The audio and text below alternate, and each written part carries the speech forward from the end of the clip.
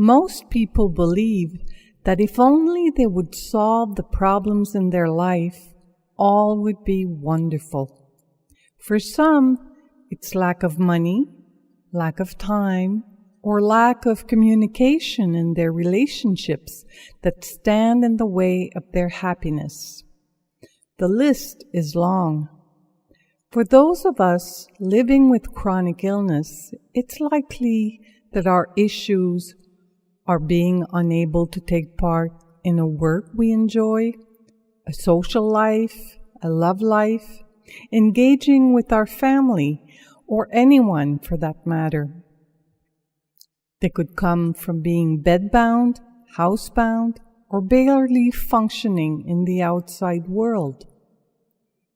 But those are life situations, not real problems. There is a difference in that we really can't avoid life situations. Everyone's got one after another all through life.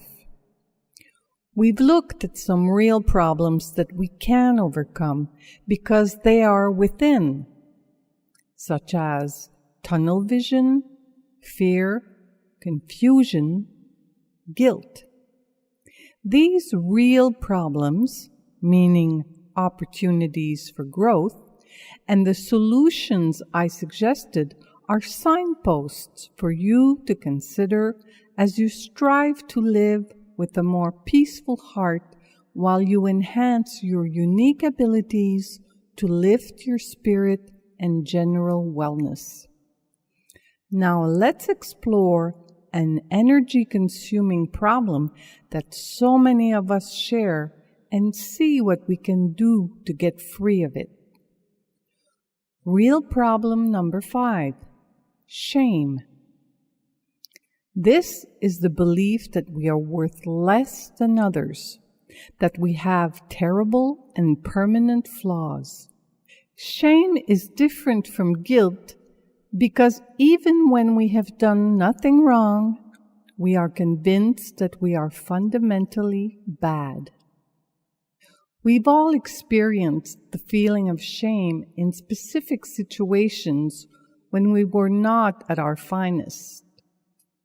Toxic shame, however, hides in our subconscious, where it is nurtured by our own thoughts, such as, I don't matter, I'm stupid, I'm ugly, I'm selfish, I'm a fraud, no wonder nobody loves me, I'm a failure, etc. These thoughts often have their roots in childhood.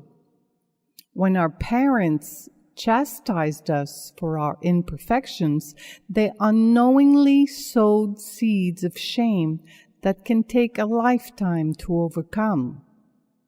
Unless we heal toxic shame, we can experience depression, low self-esteem, or an inability to accept success and joy in the personal and professional aspects of our life. Shame is a serious detriment to our well-being. Dragon taming step number 5, a clear and rational perspective. Like all unhealthy thinking and behaviors, shame can be stopped in its track by awakening to the moment. Stopping long enough to ask ourselves, is what I am thinking true? Is a good place to start. It can bring us to the notion that while everyone has done something bad or stupid during the course of his or her life, nobody was created bad. You are flawed like the rest of us, and that's okay. Those flaws of yours can actually help you get stronger and become more compassionate towards others. 1. It is healthy to be vulnerable enough to own your flaws. 2. Want to feel empowered? Take off that mask and risk showing the real you as you learn to embrace yourself. 3. Make it a priority to accept your limitations by recognizing and loving your capacities. 4. Learn to change your inner dialogue. For example, okay, I can be forgetful, but I make sure to let the people I love know that they matter. I am considerate. Or, I may be a bit of a talker, but sometimes that opens the door to a really important conversation. I talk a lot, that's true, but I know when to listen. When we remember that there really are two sides to a coin, we can stop and realize that our flaws are just the flip side of our best qualities.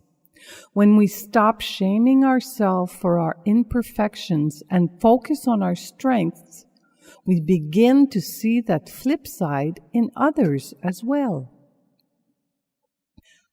I believe that it is important to acknowledge the shame that we carry because it tends to weigh heavily on our heart. I've just touched the surface with these few signposts so that you can begin to embrace your imperfections as you learn to honor the person that you are. See you on the path of healing and beyond.